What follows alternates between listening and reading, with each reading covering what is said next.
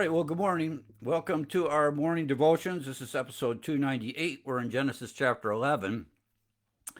And 298 episodes ago, I started in Genesis chapter 12. And so we went from Genesis chapter 12 all the way to the end of Second Kings. And then before I started First Chronicles, I said, let's go back and fill in those preceding 11 chapters, which is what we've been doing lately. So when we get done with chapter 11, I will have completed everything from Genesis up to the end of Second Kings, and then we're going to go back and start again in First Chronicles, just working our way through the Old Testament. Or I mean, that's what I'm thinking.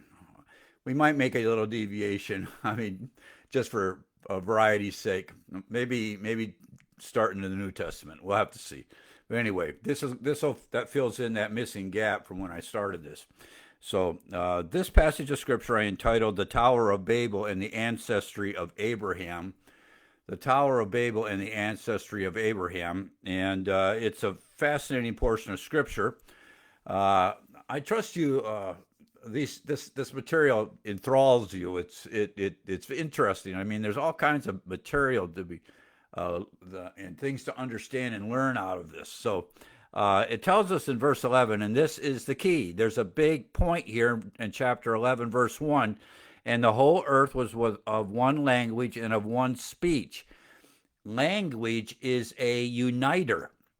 If you speak one language, then you are going to live in proximity with one another. The mixing of languages is a divider for any nation.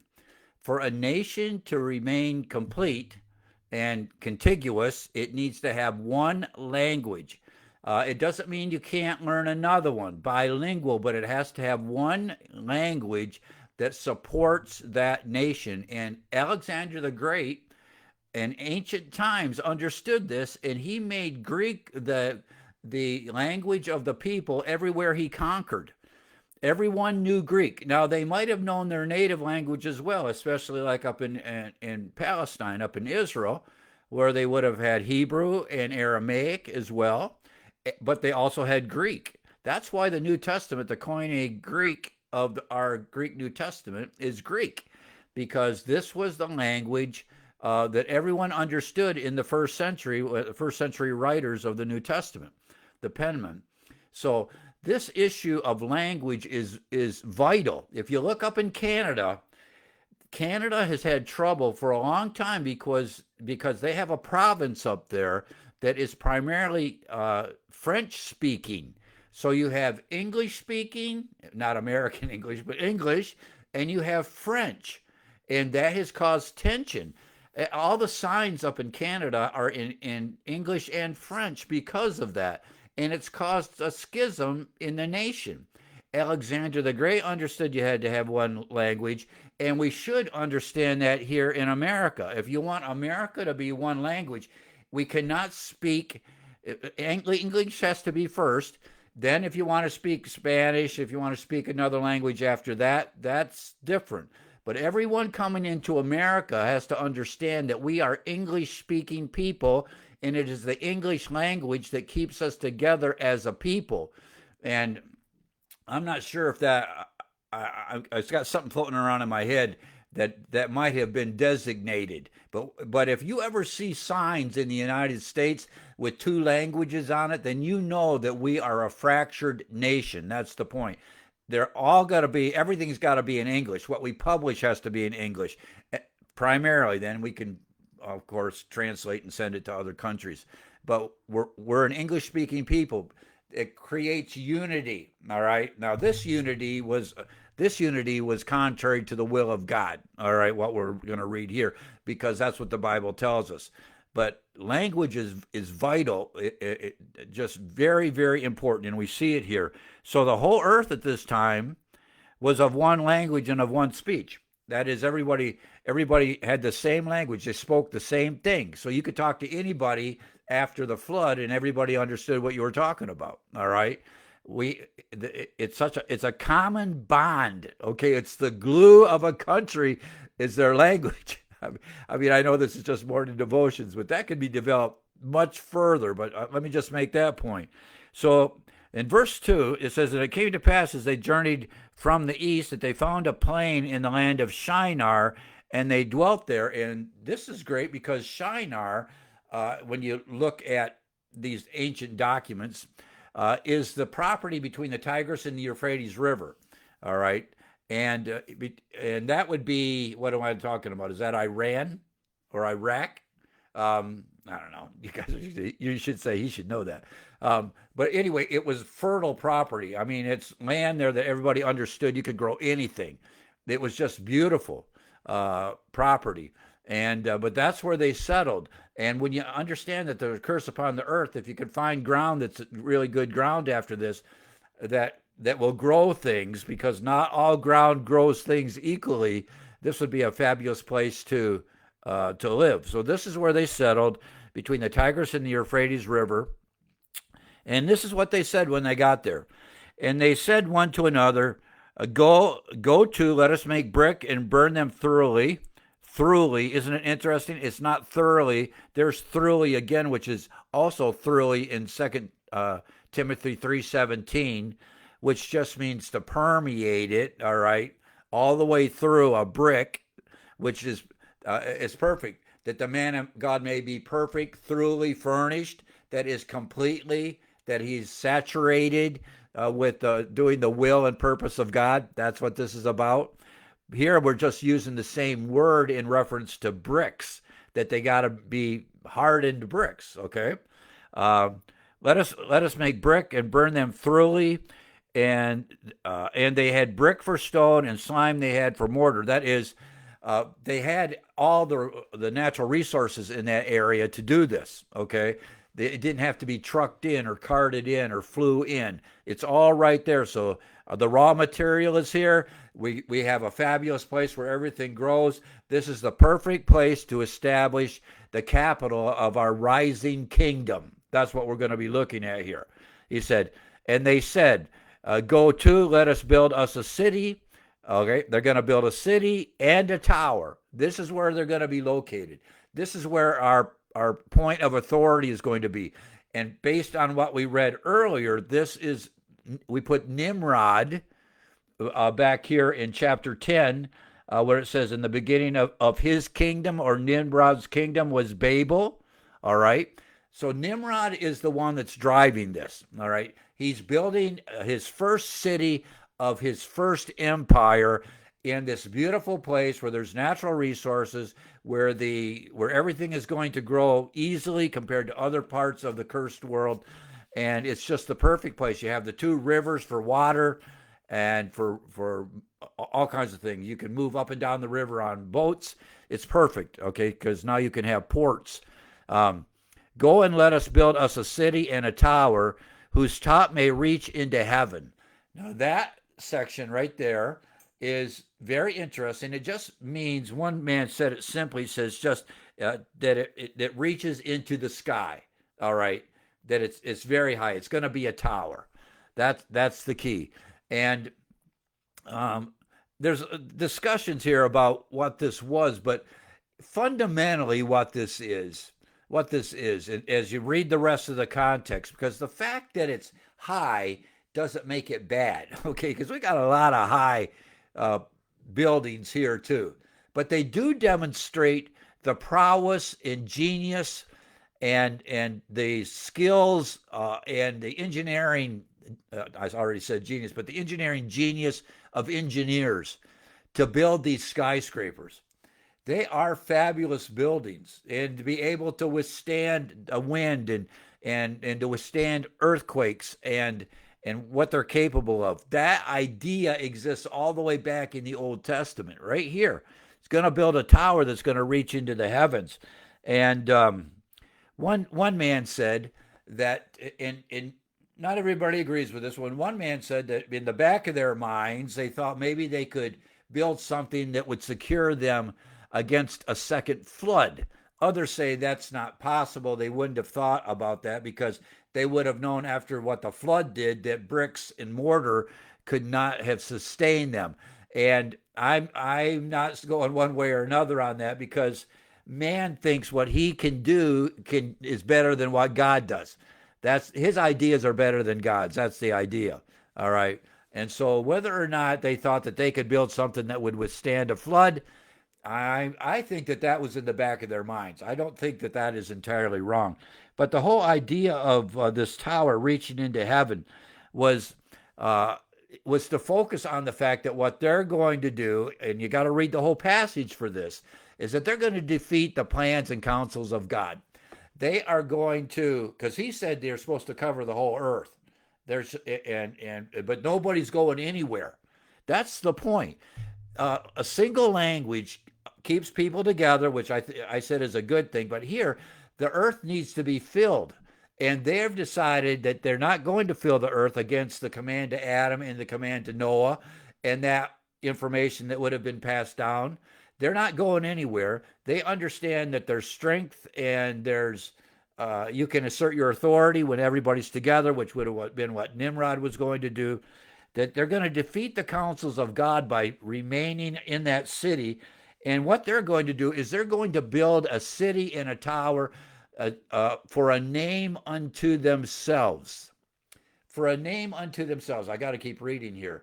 But this is going to project their height in this tower. You say, why is height the big thing in the Old Testament? It's gigantic in the Old Testament. I didn't look it up, and I can't remember the names of all the mountains, but you remember when Balaam is supposed to curse God. Every time he curses God, or he just goes up on a mountain to curse God, and then a blessing comes out. He goes from a mountain, and when you talk about the mountains, I didn't look it up, but when you talk about the first mountain, the mountain is the lowest of the mountains. So in the Canaanite mind, you got to get this. In the Canaanite mind, the higher up you are, the more, the greater is the power of the God of the height. That's what we're looking at. So that demonstration in Numbers with Balaam, the first mountain is the lowest of the mountains, and he can't get a curse there, so he blesses God. So he goes up on a higher mountain because there he has a greater and more powerful God of the mountains here. So then he's going to curse God's people again. Another blessing. Then he goes to the highest mountain because he's hoping there that the pagan god of the highest mountain is going to be in a position to finally curse God's people, and he still blesses them. But the issue there that we don't want to miss is that he goes higher and higher, because the higher you go, the more weight you have with the God, the false G God that you're invoking to do whatever you're asking. It's height. And let me just add this too, that the name El Shaddai, the word shad means mountain. El Shaddai, it's the God of the mountains. That's what literally it means. But and that's translated Almighty, because if you use this escalating climb of authority, God is the God of the mountains. He is the supreme God. He is the God that, in the Canaanite mind, he is the supreme God that stands above all the other lesser G, of course, false gods, imaginary gods of the mountains. He is God El Shaddai, the God of all the mountains. And that's where we get that's where it's translated, and properly so, that he is Almighty God. All right, that's a little etymology behind that. So what we're looking at here is they are advancing themselves in this notion of height, because the focus is upon man. It doesn't say anything here that it's has a religious function, but in their mind it does. All right, it has a religious function. It has a religious function to say that man, or it's going to be Nimrod and all the people there, that we are supreme, and we're going to build this as a monument unto ourselves. Like, we're going to place ourselves in the high place. All right, that we're going to advance ourselves in this fashion, as if we were like little G gods. All right, that's the idea that's laid out here. So let's keep reading. He said they're going to build a city and a tower whose top may reach into heaven. And here it is. And let us make a name. This whole thing is self-aggrandizement. The whole thing. Uh, you can build towns, and there's towns named after people all the time, but oftentimes the towns are named not for self-aggrandizement. All right, I'm sure sometimes they are, but I mean, that you're trying to honor yourself. Sometimes it's just because you have to have a name. Um, but to some degree, if you're going to name the town after yourself, I suppose there might be a little bit of pride connected in that. But this is the whole human race. All right, this isn't just some guy who his name is Smith. So when he moved out west and he's there alongside the Ohio River, that he, and I don't even know if this exists. Okay, but he's going to name the town Smith, Ohio. Okay, I mean, the fact that he's there first, I guess, I think it's fair for him to say, what's over there? Well, that's where Mr. Smith lives. And then that would generate into that Smithtown, okay, like that. That's not what this is. This is perfectly, I mean, this is designated. It's designed, all right, to advance themselves. And then he says, lest we be scattered abroad upon the face of the whole earth. And here you have it. They are against pioneering. They are against exploring. And this, I think, if there's one thing, I mean, God's going to change all of this. But that is a pathetic thing to be right there.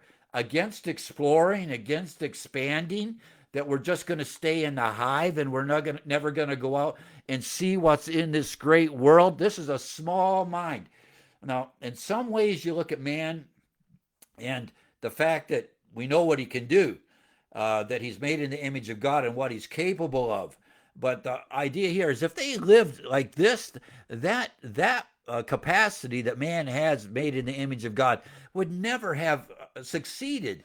They would have just been it would have been one big hive of and never discovering and never learning and never seeing and never writing. I mean, everything would have been inbred, so to speak. All you would know is this little area. As big as it got, it would still be tiny compared to the globe to study. I mean, we've been here, I mean, for thousands of years, and there's still things to study, and they're going to be stuck between the Tigris and the Euphrates River because they don't want to go anywhere. Don't be like that, all right? Don't be the person that doesn't want to go anywhere, because especially if God's got something in store for you. You say, well, I want to live next to my mom and dad. Well, that's not probably as much as I want my grandkids next to me. I want them more to be in the will of God wherever they are. That's the way grandpa and grandma and mom and dad ought to look at that, because we got the millennium in heaven ahead where we're going to spend all the time with them. I mean, we miss them. Don't get me wrong. My wife's talking all the time about how she wishes everybody lived closer. And I do too.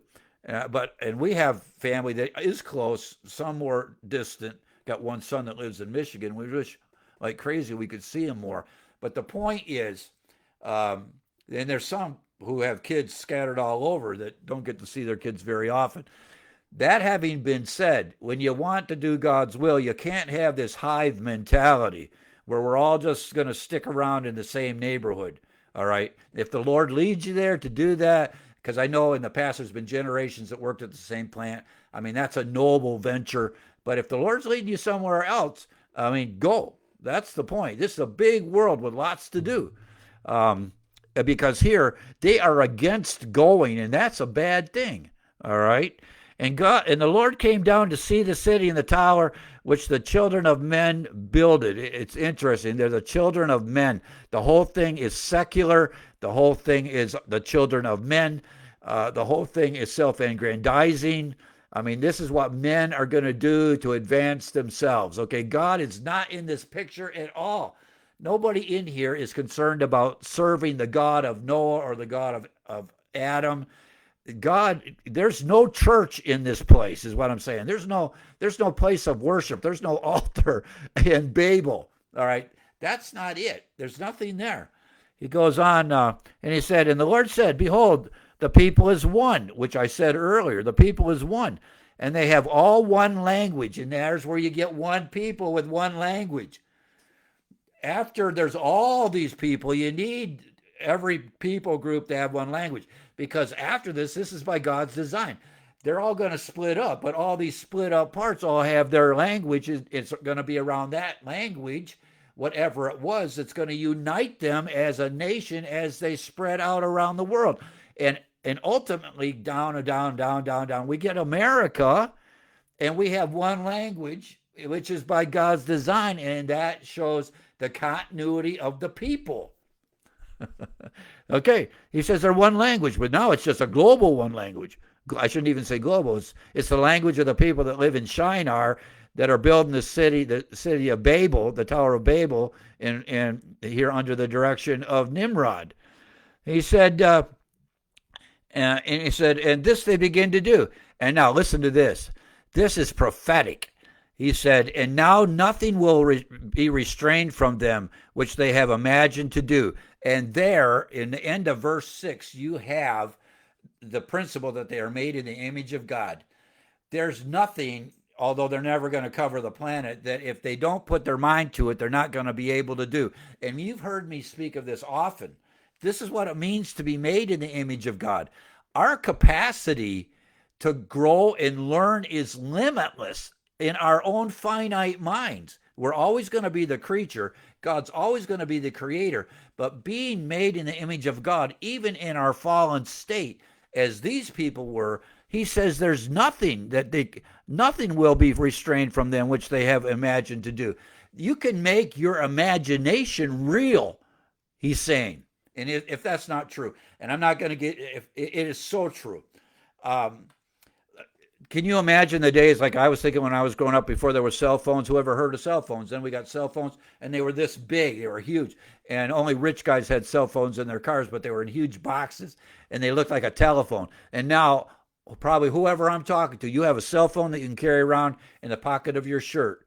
It's amazing. Those things did not exist, because you give man the time, and he'll figure it out. And if you ask me, if the Lord tarries, you ask me, are we going to go to Mars? Yeah, absolutely. If the Lord waits, are we going to go beyond Mars? No question about it. No, this is all going to happen. Are we going to be able to develop cures for things? And yes. And now we're always fighting against the curse, so there's all kinds of things that push against it. But the capacity for us to do that is here with us. All right. And that's that's God saying. I mean, anything they put their mind to, they're going to be able to do, and it's still true today. Especially, and this is, I got to tell you this, because people come when my son Pete and I are doing Bible defense work. Everybody's asking questions, and I don't know why they're asking us questions, because all you have to do is Google it. And Google it, and now you have chat and other AI instruments. You want to question any of the questions you have about the King James Bible, any of the questions you have about the received text, the Masoretic text, anything you have a question about what was happening during the Reformation. I mean, all you have to do is look it up. It's at our fingertips. That's what I'm saying. And my son, I got to put a plug in for this. My son just put together a program that you need to all look at. It's called, I had it up here. It's called Hannibal's Elephant. Look up Hannibal's Elephant online.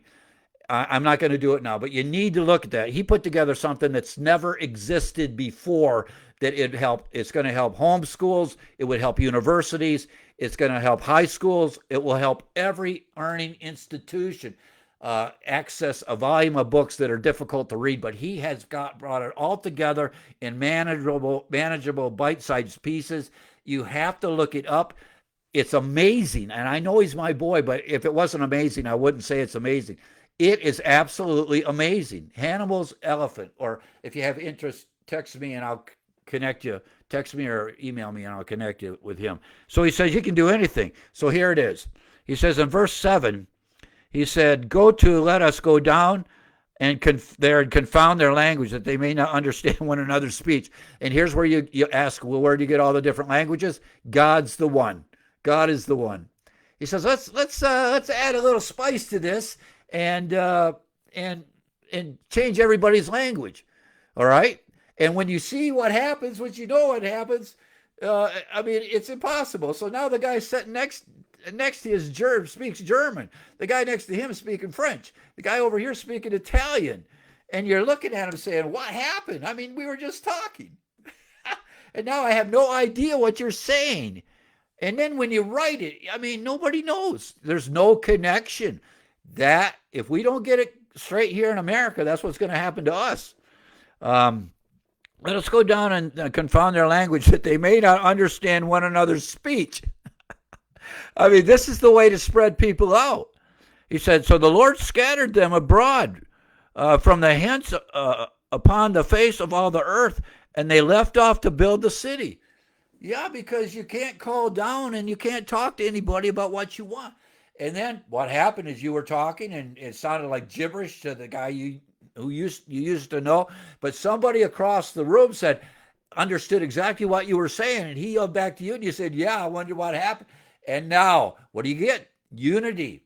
And others heard that. Unity, unity, unity, unity. So now you have pockets of unified people, and now they spread out and they're going to start their own cultures, their own societies, build their own villages, their own towns, their own cities. This is how God gets everybody to do what he told them to do voluntarily, told Adam and Noah to do, to occupy and replenish the earth. Because man wants to stick together. He's gregarious. He just wants to stay in cities. And the only thing I can say, now, when you look around cities are about the most unnatural thing there is in the world. They're unnatural because everything that you're eating, everything that you have in a city comes from somewhere else, because cities don't grow anything.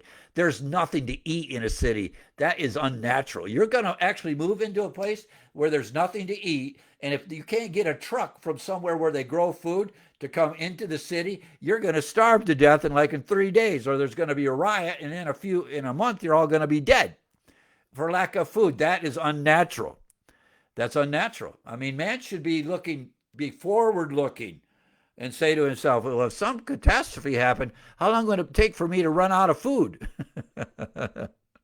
Too many examples after having hurricanes down in Florida and floods, regional floods here and other catastrophes, to realize if you don't have some means of accessing food, it runs off the shelf really quick. All right. All you have to have is an ice storm. You miss a couple of shipments, you go to the store, there's no milk, there's no eggs, there's no meat, there's no produce, there's nothing. The shelves get empty really fast. But if you're in a city, they go a lot faster. All right. They're not natural. All right. And God understood this, of course. And then he's conveying this to us. So the Lord scattered them upon the face of the earth. And then it says in verse 9, therefore, the name of it was called Babel, because the Lord did there confound the language of all the earth. And from thence did the Lord scatter them abroad upon the face of all the earth. Now, I was going to include the ancestry of Abram, but that begins in verse 10, and I'll just wait to do that, Lord willing, tomorrow. Okay. Well, the Lord bless you. You have a great day. I trust you have a productive day ahead of you, okay? I mean, there's things that you're going to do for the Lord. There's things you're going to do for others, right? There's things that are going to give you satisfaction in the labor of the day, right? You're going to seize the day. You're going to seize the day not for your own sake, though. You're going to seize the day to the glory of God. And you're going to lay your head down on your pillow after having done that, after having put in a good day's work, and you're going to feel great, all right? Because that is the way God made us. This is what gives us satisfaction. All right. Well, the Lord bless you. And Lord willing, I'll see everybody tomorrow. Okay, we'll see you.